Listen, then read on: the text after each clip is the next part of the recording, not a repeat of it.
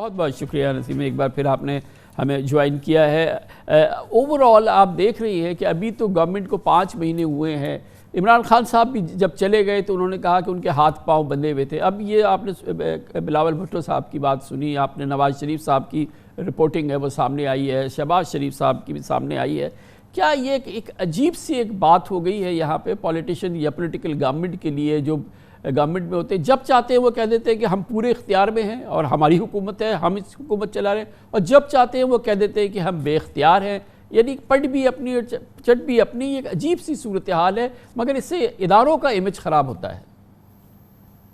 देखिए कामरान साहब, ये कोई आज और कल की बात तो नहीं, हम तो इसको ये 25-30 साल से यही देख रहे हैं तरीक़ाकार, और के सियासतदान बहुत मर्तबा कहते हैं, ये सिटिंग गवर्नमेंट्स कहती हैं कि जी ये हमारे बस में नहीं है। कभी ओपनली कह देते हैं, बैकग्राउंड ब्रीफिंग्स पे कह देते हैं, चाहे वो फॉरेन पॉलिसी का ताल्लुक हो या सिक्योरिटी के मामलात हों।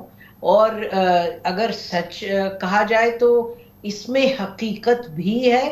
आपको मालूम है कि जिस तरह से जब इमरान खान साहब थे हुकूमत में, तो एक पॉइंट पे उनकी बड़ी फ्रस्ट्रेशन थी कि ये जो एनआरओ, ये जब हुकूमत में थे तो वो कहते थे अगर कौन गद्दार है जो एनआरओ करेगा, और एनआरओ करेगा तो हम देखेंगे ये नेशनल इंटरेस्ट के अगेंस्ट होगा। फिर उन्होंने कहा कि नवाज शरीफ साहब को जाने दिया तो उन्होंने कहा हम, मेरा इसमें कोई, even when he was in government वो ये इंसिनुएट करते थे उनका रूल नहीं है।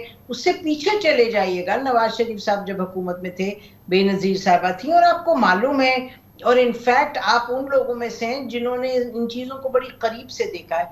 तो ये हकीकत है कि इन मामलात में सिक्योरिटी और फॉरेन पॉलिसी रिलेटेड में इस्टेब्लिशमेंट का बड़ा रोल रहता है, और जर्नलिस्ट की तो पिटाई करने में, उनको उठा लेने में, गायब करने में, ये तो अब यानी आंख बंद करके आपको मालूम है कि कौन करता है। अब ये जो सेनेटर स्वाति साहब के साथ हुआ, अब राना सनाउल्लाह जितनी भी अपना भवें ऊपर करके कमेंट्स करें, लेकिन उन्होंने तो नहीं किया, ये आपको भी पता है, हमें भी पता है। और राना सनाउल्लाह को जो किया गया वो हेरोइन के मामले में, वो आपको मालूम है कोई इमरान खान ने तो प्लान नहीं किया था, वो आपको पता है कहां से हुआ।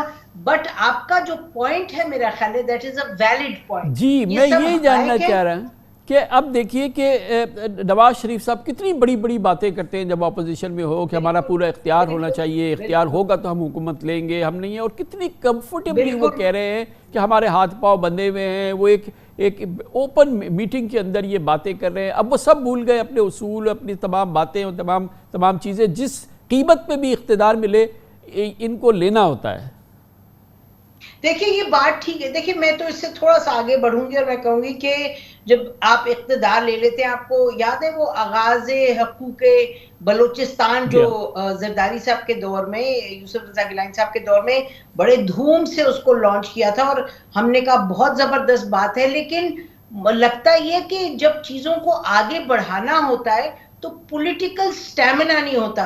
अब आप अगर पॉलिटिशियन यहाँ पे बैठा वो कहेंगे जी आप क्या बात करें पॉलिटिकल स्टैमिना, हम जरा कुछ करने की कोशिश करते हैं तो हमारी हुकूमत को, कुर्सी को खतरा हो जाता है, लाहक होता है। तो देखना ये है कि मेरा ख्याल है कि अब हम जैसे लोगों को ये कहने की जरूरत है कि it is time that you stood up, it is time that you basically set कि जी इस कीमत पे हम हुकूमत नहीं चलाएंगे, अब हमें अपनी अथॉरिटी पूरी चाहिए। आपको याद है कि इमरान खान साहब हुकूमत में आने से पहले कहते थे अगर मुझे कोई कुछ कहे तो मैं तो उसका जवाब दूंगा, मैं हूं चीफ एग्जीक्यूटिव, कोई और तो नहीं है। लेकिन फिर अब उन्होंने बयान किया कि बहुत सी बातों में मैं बेबसी थी। तो मेरा ख्याल है कि मैं ये जरा एक्सपैंड करूंगी बात, बिलावल भुट्टो की बात नहीं है और एबीसी की बात नहीं है, तमाम सियासतदान, क्योंकि इनका एक तजुर्बा रहा है, वो यही कहते हैं। और लेकिन सवाल ये कि क्या आप और हम कहेंगे कि जी आप बस ये क़यामत यही कहते रहें।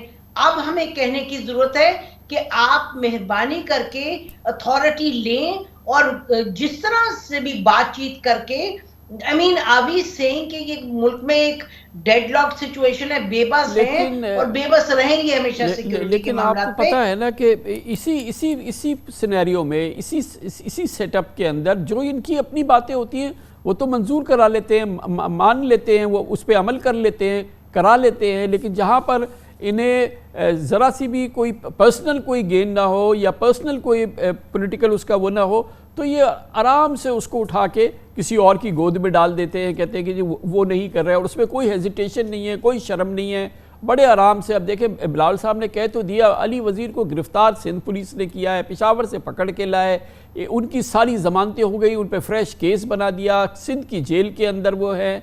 और अब बिलावल जो हैं वो इतने बड़े डेमोक्रेट हैं, सब कुछ है, वो कहते हैं कि जाओ वहाँ जाके एहतजाज करो जहाँ से वो छूटे। जी नहीं, मेरा ख्याल है कि मैं बिल्कुल अग्री इस पे करती हूँ कि ये बात आपकी ठीक है कि जहां अपना पर्सनल इंटरेस्ट होता है they are willing to take that extra step, लेकिन एट द सेम टाइम जहां मामला सिक्योरिटी से रिलेटेड होते हैं, फॉरेन पॉलिसी से, हालांकि ये हमने सुना 2-3 रोज पहले जब एक एक जराए से हमें बताया गया इमरान खान साहब के दौर की बातें, तो उसमें ये कहा गया कि मसलन मोदी के आने की बात की कि भाई ये कुछ बात इधर तक पहुंच गई थी कि इमरान खान साहब ने कहा कि ताल्लुकात बेहतर करने की कोशिश करनी चाहिए, तो फिर ये तय हुआ कि इंडियन प्राइम मिनिस्टर ने आने की कोई बात की और ये कहा गया कि जी वो आ जाएंगे पाकिस्तान। लेकिन ये बताया गया हमें कि प्राइम मिनिस्टर ने कहा, उनको फॉरेन ऑफिस की एडवाइस मिली कि बिल्कुल नहीं जी, ये तो हमारे लिए बड़ा मुश्किल हो जाएगा कि if Modi comes to Pakistan at this point. तो फिर ये बताया गया कि जो इदारों के हवाले से कहा जी ठीक है आप फैसला करें। रशिया की भी यही बात थी, जो फैसला किया आपने वो इदारों ने फिर माना। तो मेरा ख्याल है कि ये अब बात हमें बड़ी क्लियरली कहने की जरूरत है कि जहां अहमियत है इशू की, और ये अली वजीर का निकालने का मामला, ये तो नहीं हो सकता कि बेबसी का आप, चाहे सिंध गवर्नमेंट है चाहे फेडरल गवर्नमेंट है, I think this is a matter that should be taken up. अब मुझे बताइए ना, प्रोडक्शन और छोड़ दीजिए सब, स्वाति साहब की प्रोडक्शन पे क्यों नहीं बोलेंगे हुकूमत में जो थे लोग। आपने और हमने देखा कि 20 साल पहले, पिछले 20 साल में चाहे जो भी आपकी लड़ाई होती थी ऑपोजिशन से, अगर कोई उनको एजेंसी उठा के ले जाती थी तो आप प्रोडक्शन ऑर्डर देते थे या नहीं देते थे? बहुत बहुत शुक्रिया मोहतरमा नसीम जहरा हमारे साथ मौजूद।